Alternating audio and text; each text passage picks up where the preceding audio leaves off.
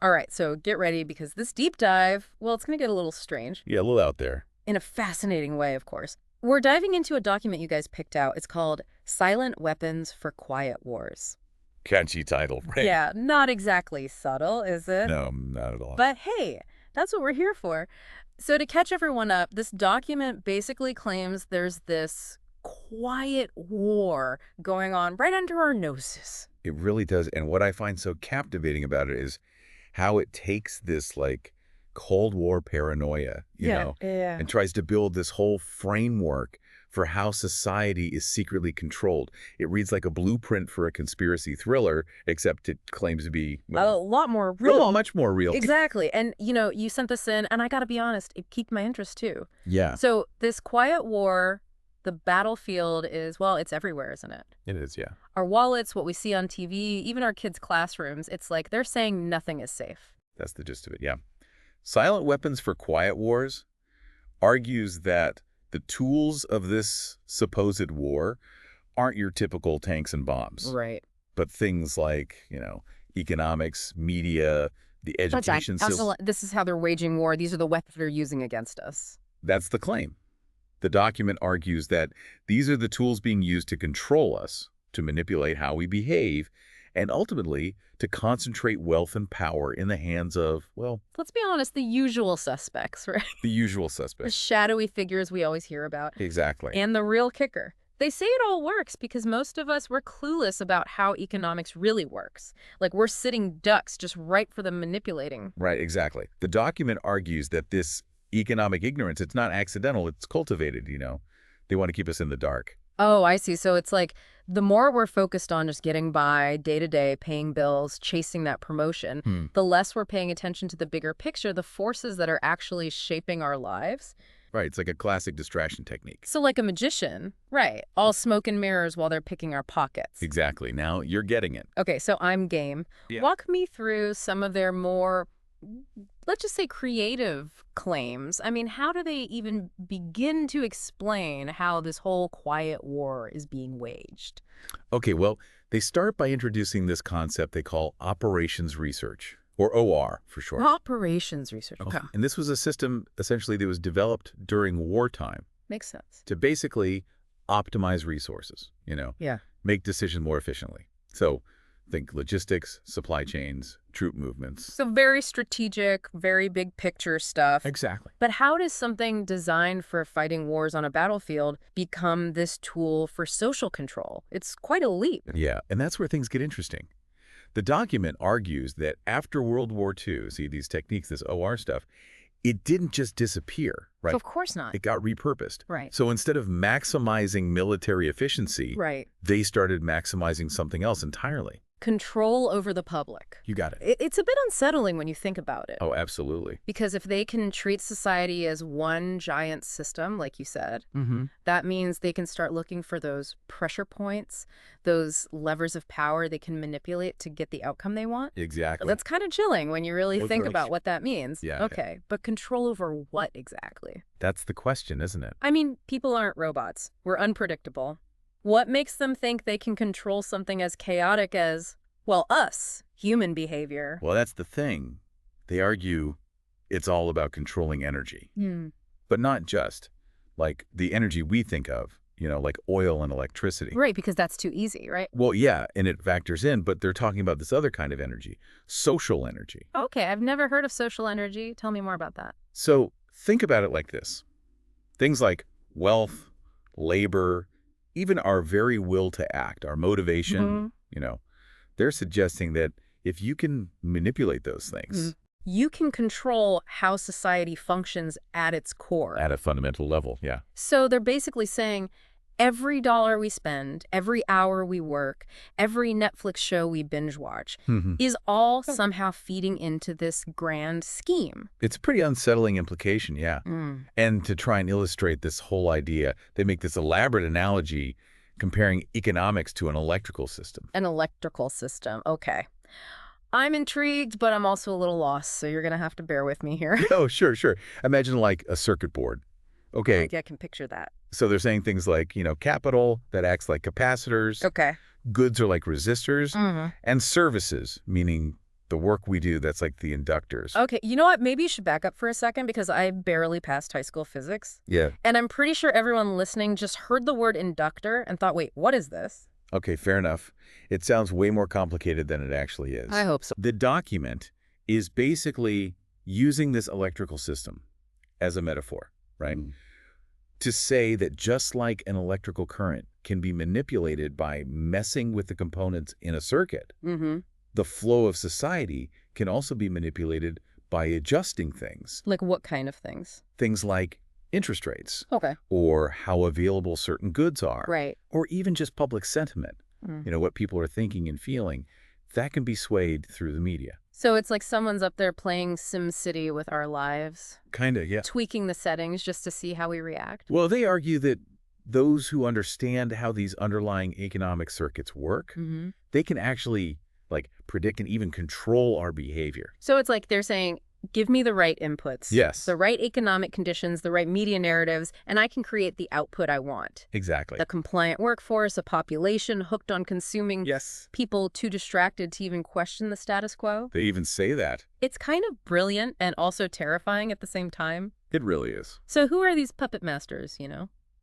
The ones pulling the strings. Do they have names? Well, the document points to one historical figure who they claim, like, cracked the code of this silent war. Okay, and who might that be? A name you might recognize. Mayer Amschel Rothschild. Okay, Rothschild. As in the Rothschild banking dynasty. That's the one. I'm not gonna lie, I'm not a huge history buff, but I've heard the name. What's their connection to all of this? So the document claims that Rothschild, way back in the 18th century, he discovered this, like, missing piece of economic theory. Okay. They call it economic inductance. Economic inductance, right? I'm already lost. Basically, they're saying he figured out how to create this illusion of wealth Okay. and then use that illusion to gain real control over resources and, by extension, people. Illusion of wealth. So we're talking about like a magician's trick here. How do you even go about creating the illusion of wealth? All right, so according to the document, Rothschild's big innovation was realizing he could lend out more money than he actually had in his vaults. Wait a minute. You're talking about fractional reserve banking. Yeah. That's like the foundation of our entire financial system. And the document argues that by creating this system where money is essentially loaned into existence, he amplified the money supply, creating this illusion of abundance, this economic inductance. Hold on. So they're saying our entire financial system is built on smoke and mirrors, on the promise of wealth that doesn't even exist. That's what they're suggesting.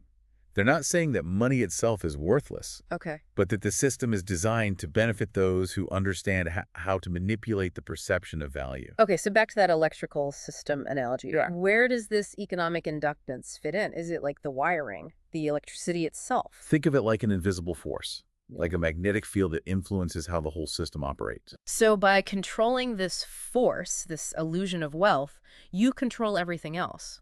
That's a pretty bold claim. Even for this document, what kind of evidence do they have to back that up? Well, they point to things like economic booms and busts. Okay, so the ups and downs we see in the economy. Right. They're arguing that these aren't just natural cycles, you know, just how the system works. Right. But actually carefully orchestrated events that are designed to transfer wealth from the many to the few. So it's not just bad luck or, you know, the market correcting itself. They even have a name for it. They call it economic shock testing. Economic shock testing.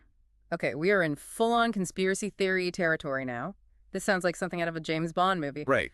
So explain it then. What is this economic shock testing? Okay, so imagine this. Yeah. You know how engineers test, like, the structural integrity of, say, an airplane wing? Yeah, they put it through all sorts of stress tests, right? Exactly. They subject it to these controlled bursts of force shocks To find the breaking point. to see how much stress it can withstand before it fails. Right. This document is suggesting that something similar is being done with the economy. Hold on. You're saying things like recessions, stock market crashes, even something like a global pandemic, are all part of this grand economic shock test that someone is deliberately causing these crises just to see how we react? Yeah, it's a chilling thought, isn't it? Yeah. And they argue that by manipulating things like interest rates, the availability of credit, or even just public sentiment through the media, they're constantly testing the limits of our resilience. Like poking and prodding us to see how much we can handle. Exactly. Looking for those pressure points that they can then exploit. But what's the point of all this testing? If they're really trying to control us, wouldn't it be easier to just, keep things stable, predictable? Why all the chaos? Well, according to Silent Weapons for Quiet Wars, chaos creates opportunity. Okay, I see where you're going with this. It creates this sense of fear and uncertainty Right. that makes people more willing to accept kind of drastic solutions. They're more likely to give up their freedoms in exchange for the promise of security. It's like when there's a fire, you don't question the firefighters, you just do what they say. Precisely. When people are afraid, they're less likely to question authority, less likely to resist. Okay, I'm starting to see how this all ties together. So first, you create this illusion of wealth, this economic inductance that underpins the whole system. Right. Then you strategically apply pressure, these economic shock tests, to keep people off balance, afraid. Right. But where did the silent weapons come in? How do they actually go about manipulating us on an individual level? Well, that's where things get really interesting. The document argues that anything that influences human behavior can be a weapon in this quiet war. Okay, so anything and everything. They even provide a list of specific inputs and outputs that they say are used to control us. Inputs and outputs. So we're all just data points in some giant social experiment now. Give me some examples. I need something concrete to wrap my head around this. All right, well, for starters, they talk about how things like credit card purchases, Okay, so they're watching what we buy. your online activity, even something as simple as the Universal Product Code, the UPC. The little barcode on groceries. On groceries, they're saying all of that data, it's being used to build these detailed psychological profiles. Okay, but data collection, that's not exactly a secret, is it? I mean, targeted advertising is a multi-billion-dollar industry now. Exactly. But the document takes it a step further. They're arguing that this data isn't just being used to sell us more stuff. Okay. It's being used to predict and manipulate our behavior on a massive scale. And this is where those economic amplifiers come in, right? The ones you were talking about earlier. Exactly. They're saying that things like advertising, propaganda, even just entertainment, Wait, like movies and music? it's all designed to amplify our base desires to subtly nudge us towards certain choices, certain behaviors. So it's not just about selling us products anymore. It's about selling us a whole way of life, Yeah. a way of thinking. And a way of behaving that keeps us consuming, working, and most importantly, not asking too many questions. So if we're all just rats stuck in their economic experiment, what's the end goal here? What are they trying to accomplish with all this manipulation? Well, if you believe Silent Weapons for Quiet Wars, the ultimate goal is pretty simple: to maintain control. Of course, right. Power protects power. Yeah. But how do they explain things like, revolutions, people resisting, movements for change? I mean, people push back. And that's where the document takes another turn into kind of unsettling territory. Yeah. They argue that even a rebellion is, get this, anticipated, engineered even. Okay, now that's just creepy. Like they're always one step ahead. Remember that whole section on the draft? Oh, yeah, where it starts to feel like a dystopian novel. Right. But it wasn't just about drafting young people into the army, was it? No, it felt like something a lot more, I don't know, insidious. Exactly. Silent Weapons for Quiet Wars argues that compulsory military service, it's not really about, like, building an army. It's about shaping minds, taking young people at a very impressionable age and instilling obedience, conformity, this willingness to sacrifice for the greater good. Even if that means sacrificing our own lives, right? Exactly. Wow, it's like they're saying that by sending these young people off to war, you're breaking them down, molding them into the ideal citizens, unquestioning, obedient, the whole 9 yards. And it's not just the people who actually serve, right? The document argues that the draft has this ripple effect that goes throughout society. It normalizes militarism, creates this culture of fear and deference to authority. So even if you're not the one getting shipped off to some far-off battlefield, the very fact that the draft exists makes you think twice about stepping out of line. Precisely. And it's not just the military. They argue that these same tactics, they're used everywhere. Education, for example. Think about it. Standardized testing, learning the right answers, this emphasis on obedience over actual critical thinking. It all kind of feeds into this system where we're churning out good little workers, not necessarily critical thinkers. Right, exactly. People who follow orders, not question them. It's bleak, man. And it gets worse. They bring up the media, too. Of course, because how could they not? Right. And they say, by controlling what we consume, the news we watch, the movies we love, even the stories we tell ourselves about the world. They control how we see the world, how we see our place in it, the whole shebang. There you go. It's a pretty dark picture they're painting. And look, I get it, this silent weapons document, it taps into some real anxieties about how power works, Yeah, But it also feels like they're giving those in power way too much credit. I agree. I think it's really important to be skeptical of anything that claims to have all the answers. Especially something as, well, out there as this document. Right, exactly. Humans, we're messy, we're unpredictable, we're not always rational. We're definitely not just pawns in some grand game. But even if silent weapons for quiet wars doesn't perfectly reflect reality, even if some of their claims are a little, let's say, exaggerated, Mm. it makes you think, doesn't it? It raises some important questions. Oh, absolutely. I think the real value in engaging with something like this is that it forces us to look at the systems that shape our lives, Hmm. to really examine them. To not just accept things at face value, to question the narratives we're being told, and to be wary of anyone who says they have all the answers. Exactly. So where do we go from here? What do we do with all this? Do we just throw up our hands and say, well, the system's rigged, what's the point? No way. I actually think that understanding these ideas, even the ones we disagree with, can be incredibly empowering. Oh, I like that. So knowledge is power, even when it's knowledge about how someone might be trying to control us. Exactly. By understanding these tactics, these silent weapons, we can start to build up a defense against them. Be more conscious of the media we consume. Think critically about the messages we're bombarded with. Yes. We could be more active participants in shaping the world around us. That's a much better message to end on. So, to everyone listening, question everything, think for yourselves, and don't underestimate your own power to make a difference. Thanks for joining us for this deep dive into the strange world of silent weapons for quiet wars. Until next time, stay curious and keep those questions coming.